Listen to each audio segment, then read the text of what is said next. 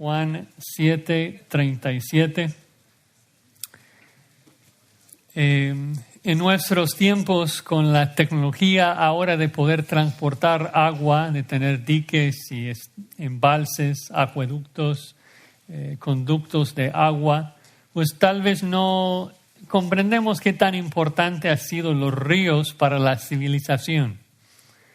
Pero cuando estudias la historia te das cuenta de que casi toda la historia humana gira alrededor de los ríos del mundo, porque son la fuente de la vida en este mundo. El Nilo de Egipto, el río más largo del mundo, el Amazonas, que es el que con mayor descarga de agua en el mundo. El Yangtze, que formó tanto la cultura en la China. El Mississippi, que influyó tanto en la economía y el crecimiento de los Estados Unidos. El Yenisei en Rusia. El Ganges en la India. El Congo en la África. El Danubio en la Europa. En el Medio Oriente sería el Éufrates. Imperios subieron y se cayeron con el agua de sus ríos. En cada cultura se ve que los ríos son la fuente de vida y de bendición. Y en un desierto como lo es Israel, un río es aún de más importancia. Es la fuente de la vida. Pero curiosamente edificaron su capital, la ciudad de David, Jerusalén, sobre un monte muy arriba donde no fluye mucha agua. Y es por eso que una de las promesas más increíbles y más importantes del Antiguo Testamento se encuentra en Ezequiel 47. Ezequiel 47. Si lo pueden buscar, pueden dejar su dedo en Juan 7. Es un pasaje que no citamos tan a menudo, pero va a ser una pieza clave para entender el texto que tenemos hoy en Juan 7. Ezequiel capítulo 47. Ezequiel 47. Mi Biblia tiene el título allí, El río del templo. En esta sección de Ezequiel, el Espíritu llevó a Ezequiel a ver el futuro templo y describe el templo así. Ezequiel 47. Después me hizo volver a la entrada del templo y vi que brotaban aguas debajo del umbral del templo hacia el oriente, porque la fachada del templo daba hacia el oriente. Y las aguas descendían de debajo del lado derecho del templo al sur del altar. Me sacó por la puerta del norte, me hizo dar la vuelta por fuera hasta la puerta exterior, por la puerta que da al oriente. Y las aguas fluían del lado sur. Cuando el hombre salió hacia el oriente con un cordel en la mano, midió 1000 codos y me hizo pasar por las aguas con el agua hasta los tobillos. Midió otros 1000 codos y me hizo pasar por las aguas con el agua hasta las rodillas. De nuevo midió otros 1000 codos, me hizo pasar por las aguas y con el agua hasta la cintura. Y midió otros 1000 codos y ya era un río que ya no pude vadear, porque las aguas habían crecido, aguas que tenían que pasarse a nado, un río que no se podía vadear. Entonces me preguntó, ¿has visto, hijo de hombre? Me llevó y me hizo volver a la orilla del río. Cuando volví, vi que en la orilla del río había muchísimos árboles, a uno y otro lado. Y me dijo, esas aguas salen hacia la región oriental y descienden al Arabá. Luego siguen hacia el mar y desembocan en el mar. Entonces las aguas del mar quedan purificadas. Y sucederá que donde quiera que pase el río, todo ser viviente que en él se mueve vivirá. Y habrá muchísimos peces, porque esas aguas van allá y las otras son purificadas. Así vivirá todo por donde pase el río. Es una hermosa promesa de que Dios promete en un futuro abrir un manantial debajo del templo, una fuente literal que va a brotar y llegar a ser un gran río. No tan grande al principio, pero ya después de salir del templo a unos 2,000 codos, a casi una milla, Ezequiel dice que hallaron un río tan grande que no pudo cruzarlo.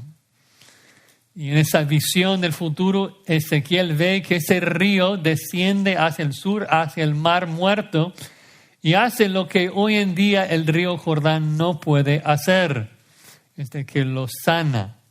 El río que va a salir del interior del templo en el futuro corre de agua viva, tan viva que es capaz de hacer crecer árboles en el desierto, luego como describe sanar y purificar y dar vida incluso hasta dar vida al Mar Muerto.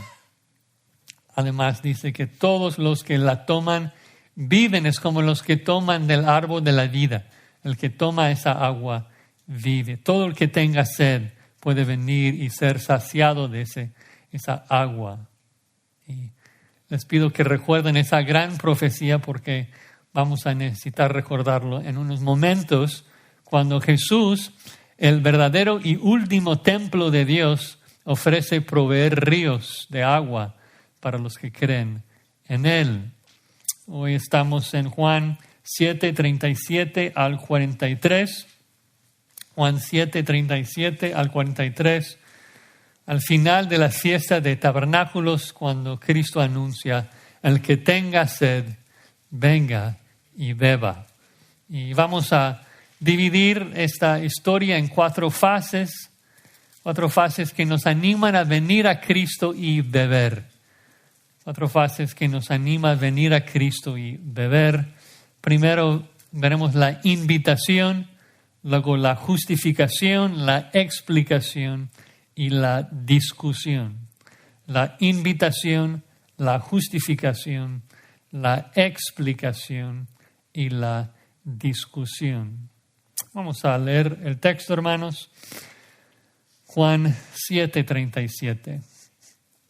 En el último día, el gran día de la fiesta, Jesús, puesto en pie, exclamó en alta voz: si alguien tiene sed, que venga a mí y beba. El que cree en mí, como ha dicho la Escritura, de lo más profundo de su ser brotarán ríos de agua viva. Pero él decía esto del Espíritu que los que habían creído en él habían de recibir, porque el Espíritu no había sido dado todavía, pues Jesús aún no había sido glorificado. Entonces algunos de la multitud, cuando oyeron esas palabras, decían: verdaderamente este es el profeta. Otros decían: este es el Cristo. Pero otros decían: ¿acaso el Cristo ha de venir de Galilea? ¿No ha dicho la Escritura que el Cristo viene de la descendencia de David y de Belén, la aldea de donde era David? Así que surgió una división entre la multitud por causa de él. Hasta ahí vamos a orar, hermanos. Padre, siempre que nos acercamos a ti en tu palabra, queremos recordar que necesitamos tu ayuda para confesar nuestros pecados y ser purificados y limpiados y lavados. Así que te rogamos, Señor, que tu Espíritu Santo nos limpie, nos lave y nos ayude a llegar a ese texto con corazones puros, deseosos de escuchar tu voz y vivir de manera que te agrade a ti, Señor. Pedimos que tu Espíritu Santo nos ilumine y nos santifique y que siempre, Señor, que leemos tu palabra, que podamos ver tu gloria brillando en el rostro de nuestro Señor y Salvador Jesucristo. Y en su nombre oramos. Amén. Bueno, primero vemos esta gran invitación en el versículo 17, que dice: en el último día, el gran día de la fiesta, Jesucristo se puso de pie y exclamó. Recuerdan que Jesús está en Jerusalén para la fiesta de los tabernáculos. Tabernáculos no es una fiesta de un solo día, es una fiesta de una semana entera. Ocurre en nuestro calendario entre agosto y septiembre. Jesús, recuerden, estuvo escondido en la primera mitad de la fiesta y ahora en esos últimos días está enseñando. Y en particular en este último día, el gran día de la fiesta, dice que Jesús estuvo de pie y exclamó. Y esa frase que estuvo de pie es interesante porque da la sensación que los demás estaban sentados. Normalmente Jesús es el que se sentaba para enseñar. Esta vez parece que la gente está sentada y él se puso de pie. Y yo supongo, según lo que leemos en la historia judía, como describe también el Targum, de que hubo varias ceremonias que hacían los sacerdotes durante esta fiesta de tabernáculos. Recuerdan que la fiesta de tabernáculos era una celebración de la provisión de Dios durante los 40 años que los israelitas vagaban en el desierto. Y sabemos de que Juan está pensando en ese contexto porque en Juan 6 ya vimos como Jesús explicó que Él era el pan que descendía del cielo, el maná. Y ahora en esta sección Jesucristo está explicando de que Él es el agua viva, como el agua que salió de la roca en Éxodo 17. Ahora, la tradición judía que nos interesa, que al parecer provee el contexto histórico para esta enseñanza, lo voy a explicar leyendo un poco de un comentarista, citando, dice, según el Mishnah es el comentario judío sobre el Antiguo Testamento, dice que durante los 7 días de la fiesta, el sumo sacerdote llenaba un cántaro de oro con agua del estanque de Siloé y llevaba a la multitud en procesión de vuelta al templo. Cuando la procesión se acercaba a la puerta del agua, en el lado sur del atrio interior, sonaban 3 toques de la trompeta y mientras los hombres observaban, los sacerdotes rodeaban el altar y un coro de levitas cantaba el Jalel. El Jalel son los Salmos 113 al 118.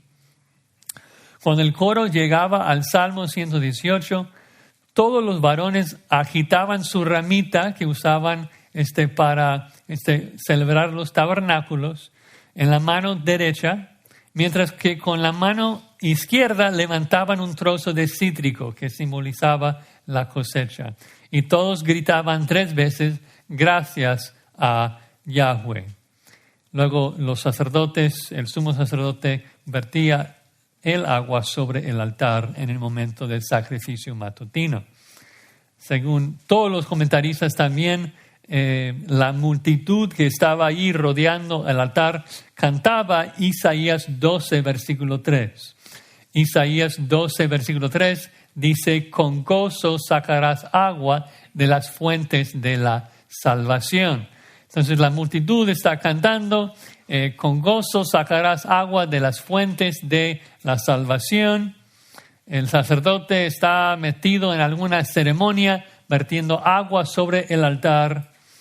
Y Jesús seguramente busca el momento crítico de silencio, cuando toda la multitud está sentada viendo al sacerdote. Luego Jesús con bastante valentía se para y grita de voz en cuello, al que tenga sed, que venga a mí y beba. Es bravo. Sería, yo lo pienso así, de que alguien está en el Vaticano y el Papa está haciendo alguna ceremonia y toda la gente es bien silencioso y alguien se para de pie y grita para que miles de personas que están ahí en el templo lo puedan escuchar.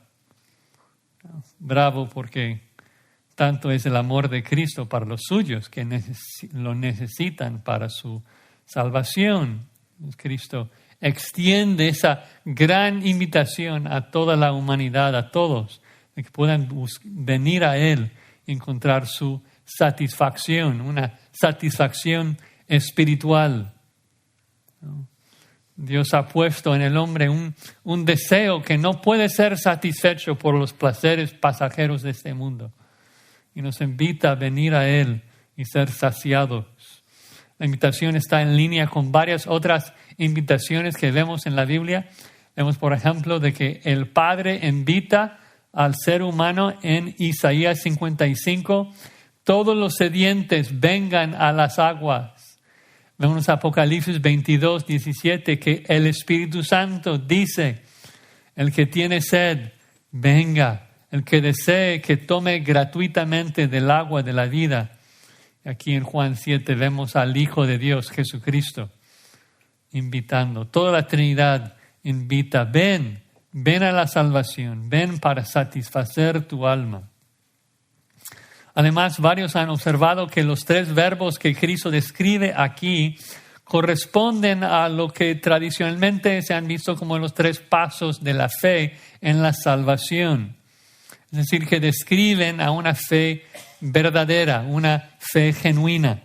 Y esto se confirma por el versículo que sigue, que es el versículo 38, en donde Jesús resume los tres verbos de tener sed, de venir y beber, con la simple frase, el que en mí cree. El que en mí cree es la explicación de esa ilustración con el agua, de que debemos sentir la sed, venir a Cristo y beber de Él. Los reformadores también describieron ese creer verdadero con esos tres pasos. Tal vez algunos de ustedes lo saben. Notitia, fiducia y ascensus. Lo mismo que Cristo describe aquí, de que primero tienes que sentir tu sed. Necesitas saber en tu mente que necesitas a Cristo. Eso es notitia. Segundo, tienes que venir a Cristo con fe. Tienes que confiar de que Él puede saciarte. Esto es fiducia. Y tercero, tienes que beber. Tienes que abrazar a Cristo y seguirle. Tienes que rendir tu voluntad a la suya. Y eso es ascensus. Cristo invita y tú tienes que responder. Tú tienes que tener sed, venir y beber. Tienes que reconocer tu sed, reconocer que solamente Cristo puede satisfacerte. Tú tienes que ir a Cristo en fe y tienes que beber de Él. Es una maravillosa, tremenda invitación, lleno de gracia, lleno de misericordia para todo el que cree. Entonces Cristo como Dios promete satisfacernos. Pero lo interesante, siempre en los evangelios vemos las dos naturalezas de Cristo, su naturaleza divina y la naturaleza humana. Como Dios ofrece darnos vida eterna, agua. Pero también Cristo es un fiel judío, cumpliendo la ley por nosotros. Entonces Él acude a la autoridad de la Escritura para probar de que Él como el Mesías es capaz de proveer satisfacción. Él acude a la suprema autoridad para todos, que es la Escritura. Entonces ahora vemos la segunda fase del texto, que es la justificación, que Él justifica su dicho, su invitación con la Escritura, porque así fue profetizado. Vean el versículo 38. El que cree en mí, como ha dicho la Escritura, de su interior o de lo más profundo de su ser brotarán ríos de agua viva. Esa primera frase ya lo vimos un poco de que el que cree en mí describe a la persona que en verdad cree en Cristo, el que tiene una fe salvífica, el que siente su sed, que viene a Cristo y bebe de Él. Pero luego agrega, como ha dicho la Escritura, y luego pone la cita. Entonces Jesús está diciendo, vengan a mí y beban. Y puedes beber de mí porque yo soy una fuente de agua viva que voy a morar dentro de ti porque la Escritura lo dijo. La Escritura profetizó esto de mí. La idea es de que debes venir a mí porque la Biblia dice que de Cristo correrán ríos de agua viva. Ahora, para aclarar, ya que Cristo habita en nosotros por medio de su Espíritu, como veremos en el siguiente versículo, en el versículo 39, claro, nosotros también tenemos una fuente de agua dentro de nosotros. Cristo ya nos explicó en Juan 4:14, de que tenemos una fuente de agua dentro de nosotros. Dice, el que beba del agua que yo le daré no tendrá sed jamás, sino que el agua que yo le daré se convertirá en él en una fuente de agua que brota para vida eterna. Sin embargo, aquí en Juan 7, yo creo que el contexto no tiene tanto que ver con que Jesús está invitándonos a venir a Él porque nosotros tendremos una fuente de agua, sino que nos invita a venir a Él porque Él es nuestra fuente de agua. Pero esto genera una duda, y es donde dice el Antiguo Testamento de que el Mesías será una fuente de ríos de agua viva. Sabemos de que hay varias profecías que hablan del Espíritu como una fuente de vida. Veremos esos versículos en un momento cuando veamos el versículo 39, Juan 7:39. Pero al parecer Cristo está hablando del Mesías como la fuente de ríos de agua. Entonces debemos buscar pasajes en el Antiguo Testamento que hablan del Mesías como ríos de agua. Y si fuese posible, en particular pasajes que están relacionados con la fiesta de los tabernáculos o la roca que sale del agua que estaban celebrando o el templo, imágenes y pasajes ligados al contexto en que Jesús está envuelto en este momento. Y hablando de ese contexto, quiero leer otro comentarista que habla del Mishnah acerca de esa ceremonia judía, porque creo que nos va a ayudar aún más a especificar el contexto. El comentarista hablando del Mishnah acerca de esa ceremonia cuando el sumo sacerdote vierte el agua al altar en el último día de la fiesta, dice, y cito, estas ceremonias de la fiesta de los tabernáculos estaban relacionados en el pensamiento judío tanto con la provisión de agua de Jehová en el desierto como con el derramamiento del Espíritu de Jehová en los últimos días. El derramamiento en la fiesta de los tabernáculos se refiere simbólicamente a la era mesiánica en la que una corriente de la roca sagrada fluiría sobre toda la tierra.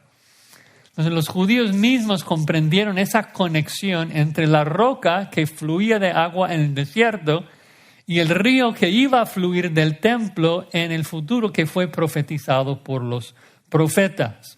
Y eso es importante porque, como espero probarles a continuación, Jesucristo es la roca que daba agua a los judíos en el desierto, según Pablo en 1 Corintios 10:4. Y Juan nos ha explicado ya de que Jesús es el verdadero templo, desde cuyo interior Ezequiel profetizó que un río de agua brotaría. Ahora, para aclarar, obviamente no estoy negando la futura construcción del templo, pero Jesús aquí está hablando de manera simbólica de que Él es el templo, como la Escritura también habla de nosotros como los templos, como el templo del Espíritu Santo. Pero pensemos entonces en unos textos del Antiguo Testamento que hacen ese argumento, porque creo que la mejor forma de entender lo que Cristo dice aquí, de que como dice la Escritura, no es de que esté citando un versículo en particular, sino que está armando un argumento en base a la Escritura, como varios autores del Nuevo Testamento hacen. Entonces quiero mostrarles el argumento en orden canónico, comenzando con Éxodo y terminando con Zacarías. El primer pasaje es fundamental, tienen que ir a Éxodo 17. Éxodo 17. Recuerden que acaban de cruzar el Mar Rojo, están celebrando y un par de días después solamente tienen sed y se quejan, murmuran contra Dios. Y en Éxodo 17:6 Dios dice lo siguiente, y una traducción literal es necesaria acá, entonces voy a ajustar el primer verbo ahí, que dice Éxodo 17:6. Jehová dice, Éxodo 17:6, yo estaré de pie allí delante de ti sobre la peña en Horeb. Golpearás la peña y saldrá agua de ella para que beba el pueblo. Y ese verbo literalmente en hebreo que significa estaré de pie sobre la peña, para mí es crítico. Porque nos recuerda de que el Jehová que hablaba con Moisés no fue Dios Padre desde el cielo dando voces, sino Dios Hijo hablando cara a cara con Moisés desde la peña. Claro que hubo momentos en que Jehová hablaba desde el cielo a Moisés, esos textos lo indican. Pero según la ley, la mayoría de las veces que Jehová hablaba con Moisés, lo hacía cara a cara. ¿Recuerdan esa vez que Miriam se quejó de Moisés y Dios le juzga? Y luego le exhorta en Números 11:8 y le dice, hablando de Moisés, cara a cara hablo con él, abiertamente y no en dichos oscuros. Y él, Moisés, contempla la imagen de Jehová. ¿Quién es la imagen de Jehová? Jesús. Desde Éxodo 3, el ángel de Jehová que aparece a Moisés, el mensajero, el verbo de Jehová, el que hablaba con Moisés en forma humana, el que le dice a Moisés que su nombre es el Yo Soy, el que recibe adoración, el que dice a Moisés, yo soy el Dios de Abraham, Isaac y Jacob. Entonces entendemos de que ese mensajero de Jehová, ese ángel de Jehová, es la segunda persona de la Trinidad antes de su encarnación.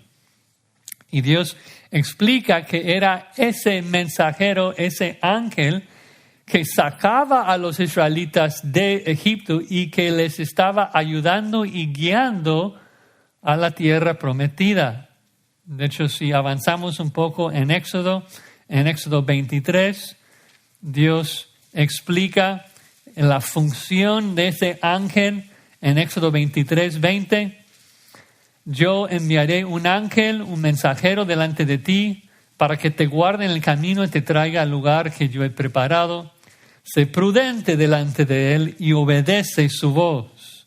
No seas rebelde contra él, pues no perdonará la rebelión de ustedes. Solamente Dios perdona pecados. Ese ángel es Dios, ese mensajero, porque en él está mi nombre. Toda la plenitud de la deidad habita en Cristo, en ese ángel. Entonces, entendemos de que Cristo, el ángel de Jehová, es quien estuvo sobre la roca, de pie, hablando con Moisés, y que Él es la fuente de agua que esta ceremonia en el tabernáculo celebraba. Y ese evento en que Jesucristo provee ese río de agua que fluía en el desierto es algo que todo el Antiguo Testamento celebra. No tenemos tiempo de ir a todos los lugares, pero quiero mostrarles un par de salmos por lo menos. Noten la repetición de los ríos, del agua que salió de la roca. Salmo 78:16. Hizo salir corrientes de la peña, hizo descender aguas como ríos. Salmo 105:41. Abrió la roca y brotaron las aguas, corrieron como un río en tierra seca.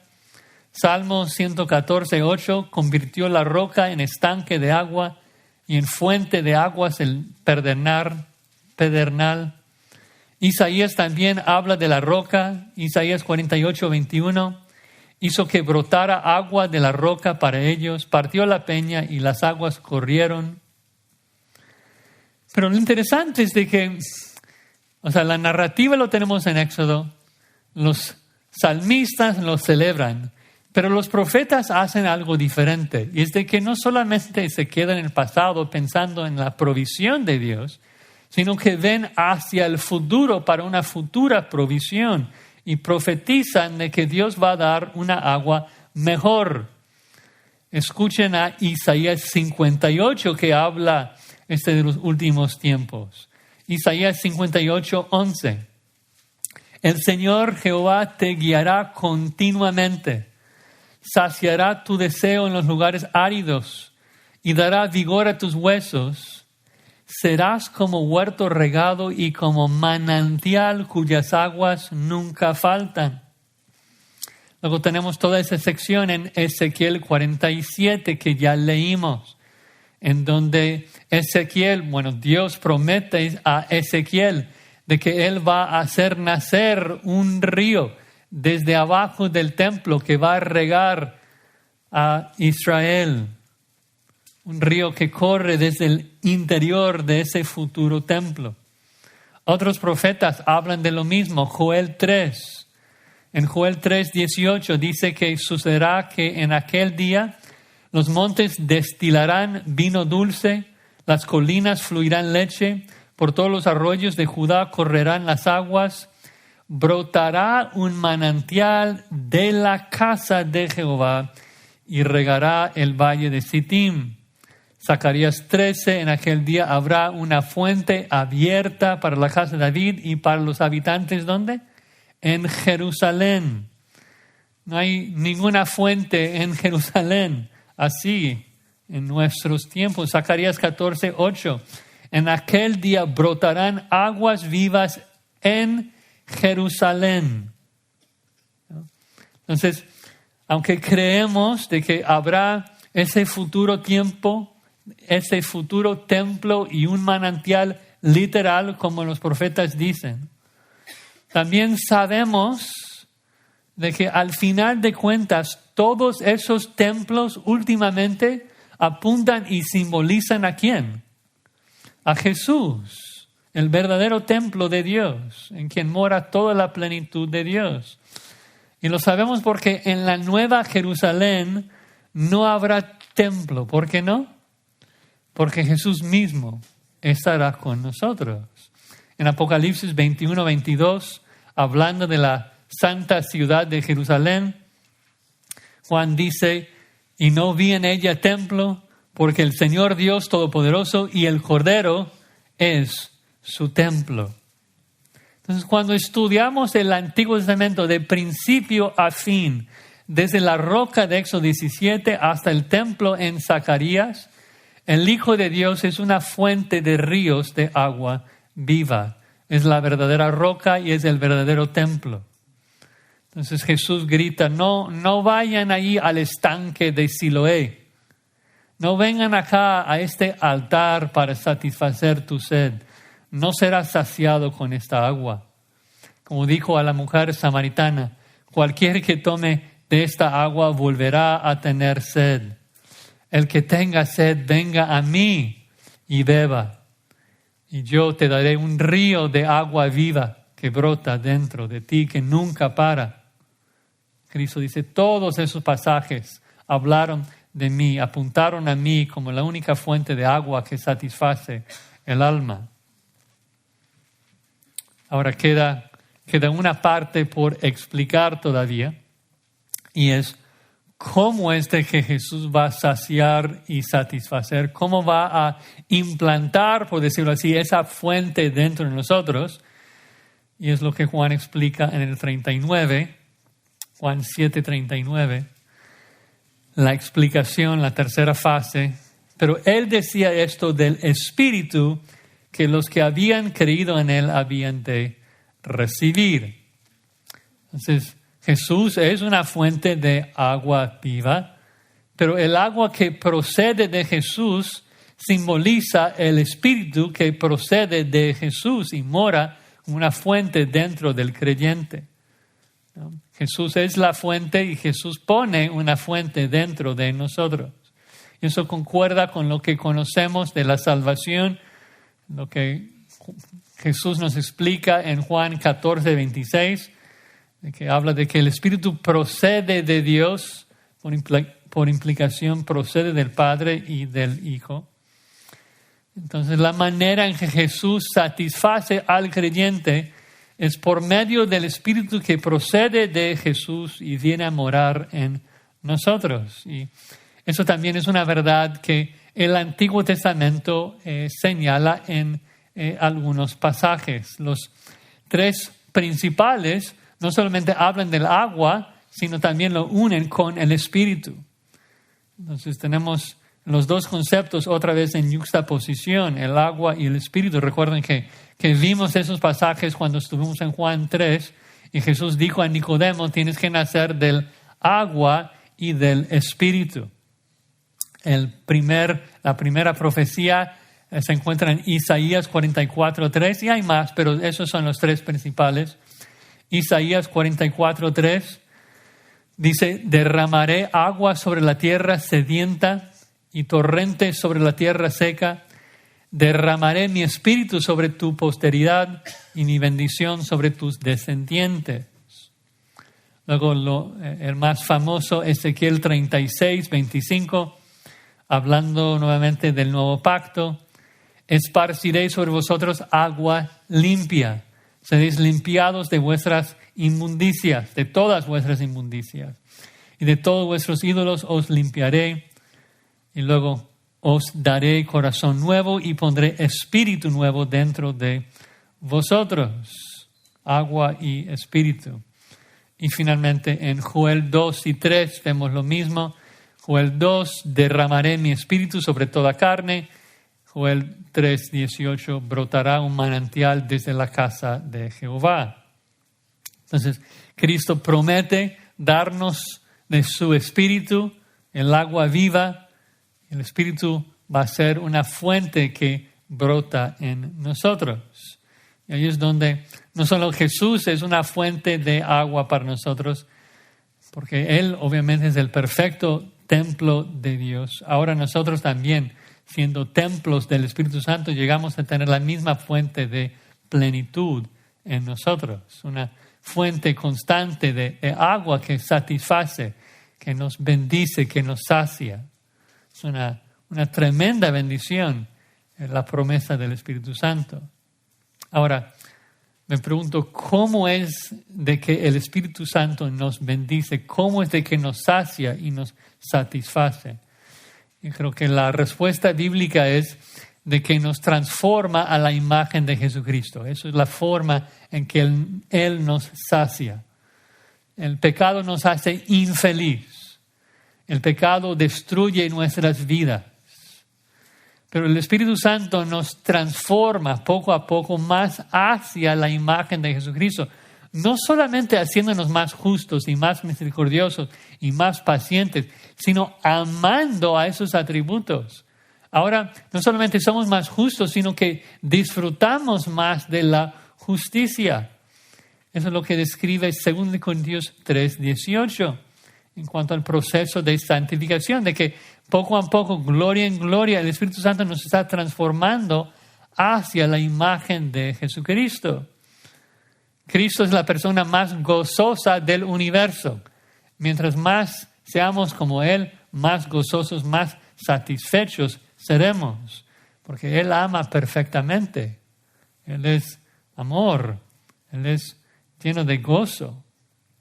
Entonces, el Espíritu Santo nos sacia, nos satisface al transformarnos y hacernos más como Jesucristo, más perfectos, ¿no? Más conformados a la naturaleza divina, como dice Pedro en 2 Pedro 1.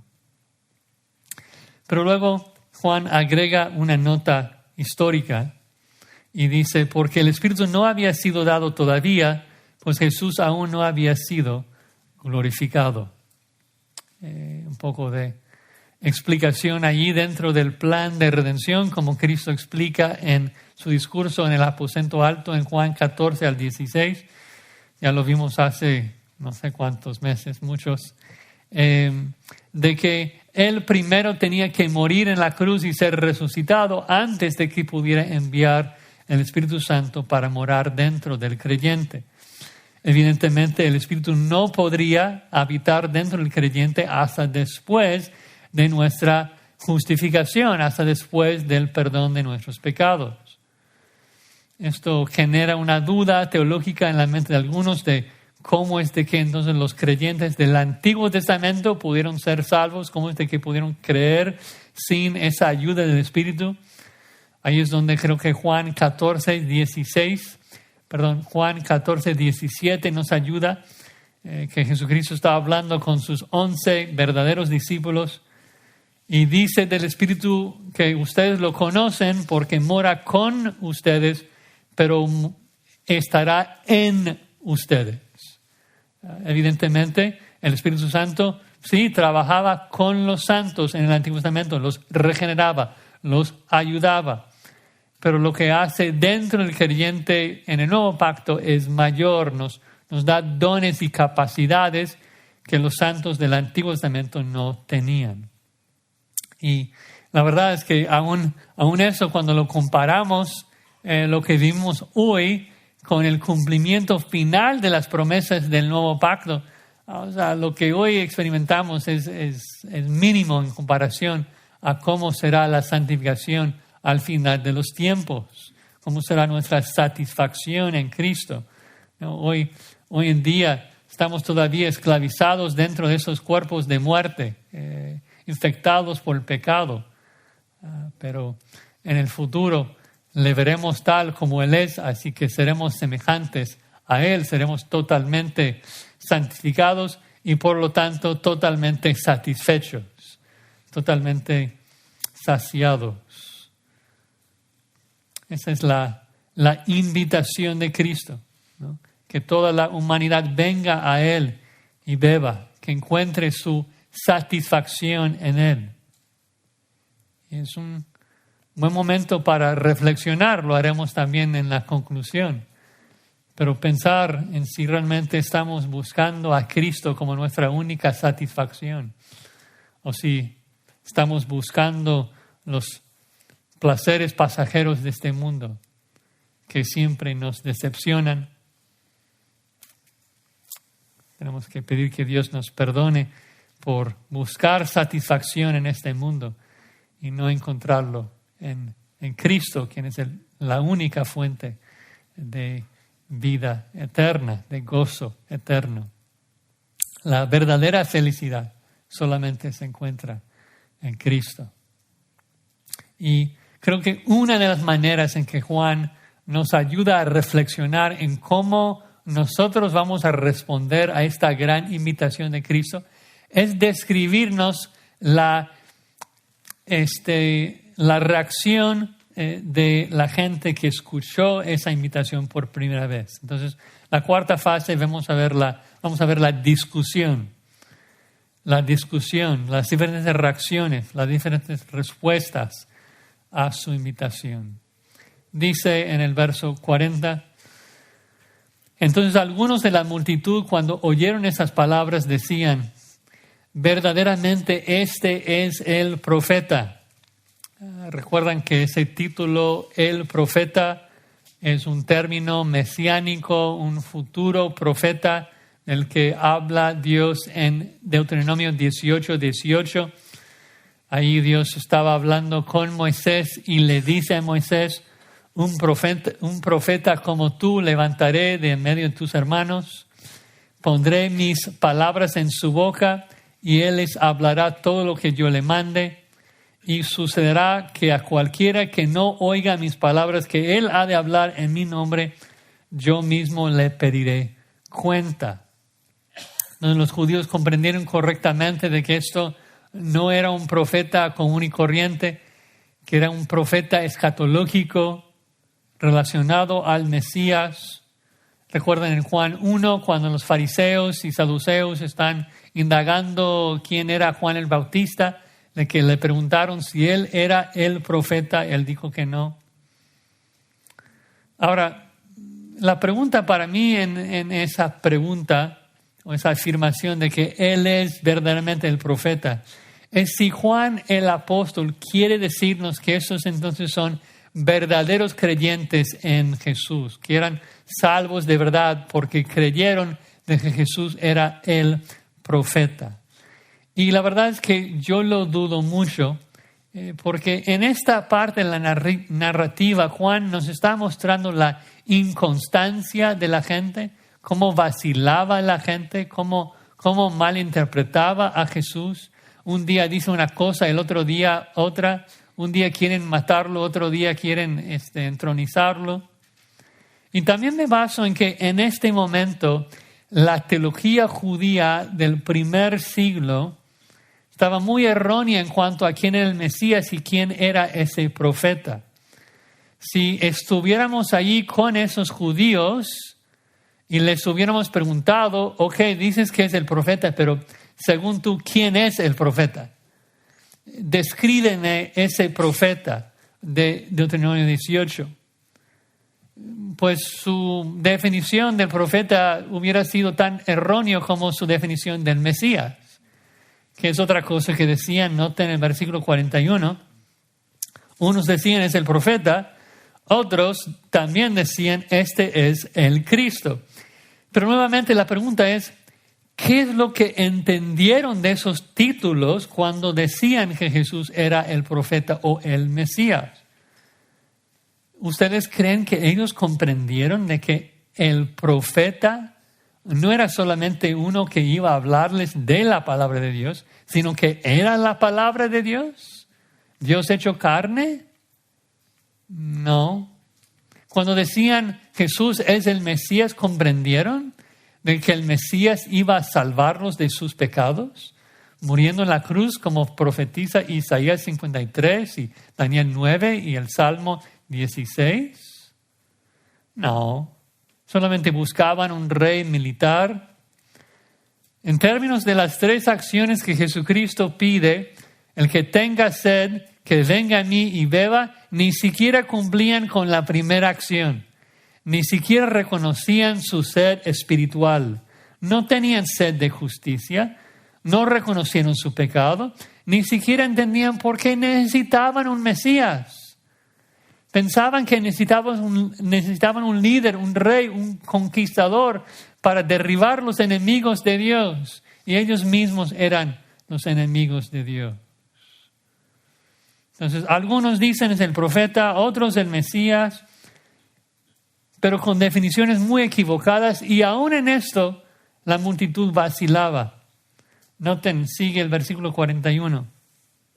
Pero otros decían, ¿acaso el Cristo ha de venir de Galilea?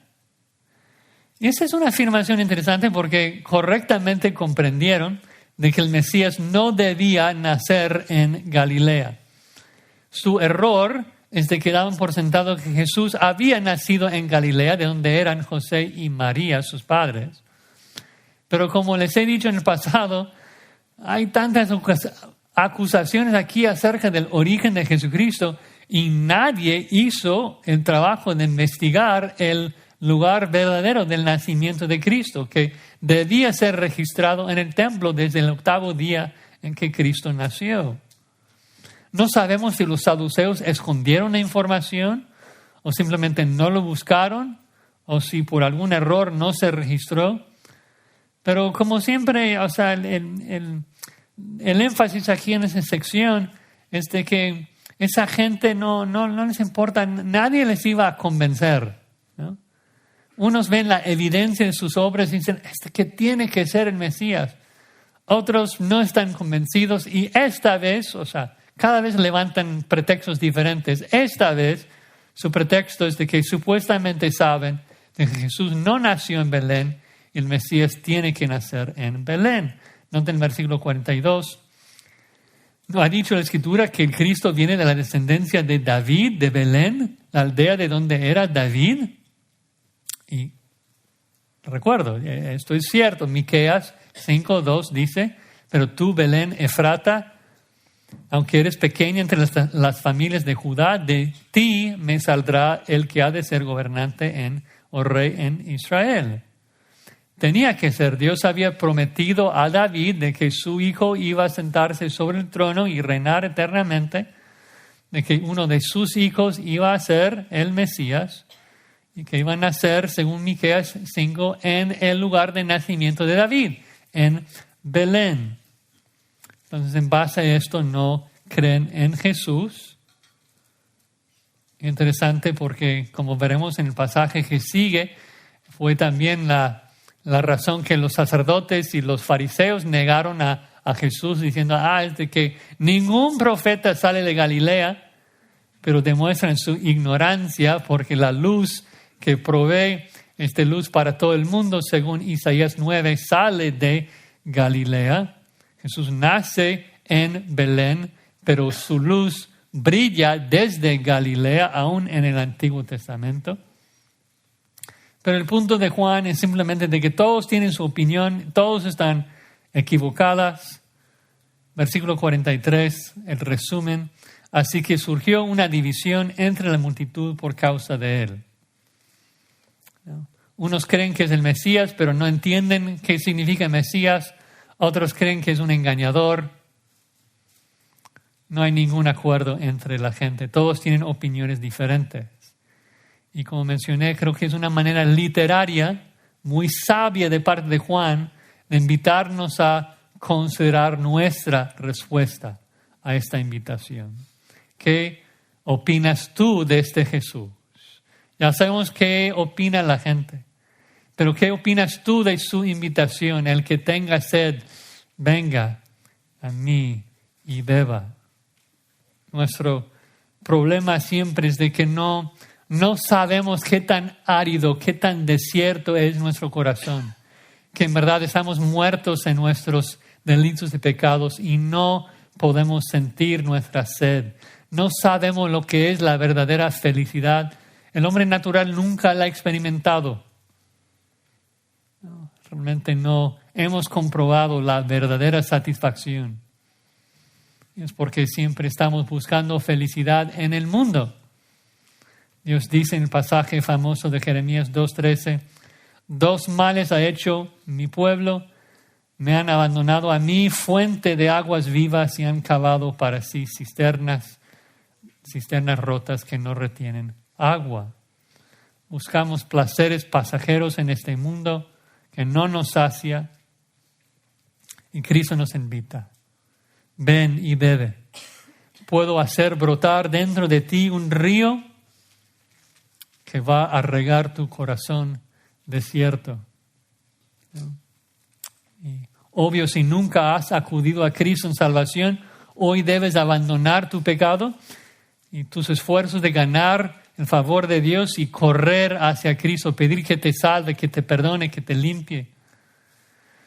Pero también quisiera terminar con 2 exhortaciones para mis hermanos, para nosotros. Porque beber de Cristo no es algo que haces una vez en tu vida. Beber de Cristo es algo que haces en todos los momentos de tu vida. Es un mandato para siempre. Debes beber de Cristo constantemente. Buscar ser satisfecho por su Espíritu. Espíritu que nos transforma a la imagen de Cristo por medio de su palabra. Tenemos que estar meditando, memorizando y meditando en la palabra de Dios, porque así el Espíritu Santo nos sacia y nos satisface. Así hace brotar su río de agua, ¿no? Para gozar de la vida que solamente Cristo nos puede dar. Y un punto más de aplicación.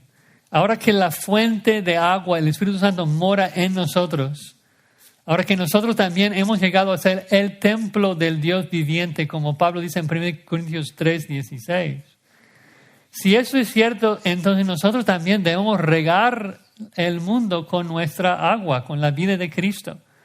Estamos en este mundo no solamente para ser saciados por Cristo, sino para ayudar a otros a buscar satisfacción en Cristo, animando a otros creyentes y proclamando la palabra a incrédulos también, para que ellos disfruten de la vida que solamente Cristo ofrece. Debemos repetir y proclamar esta invitación de Cristo a todo el mundo. El que tenga sed, vaya a Cristo y beba. Él es la única fuente de vida en este mundo. Él es el único que puede satisfacer el alma humana. Vamos a orar, hermanos, y luego cantar. Padre, gracias por este precioso texto.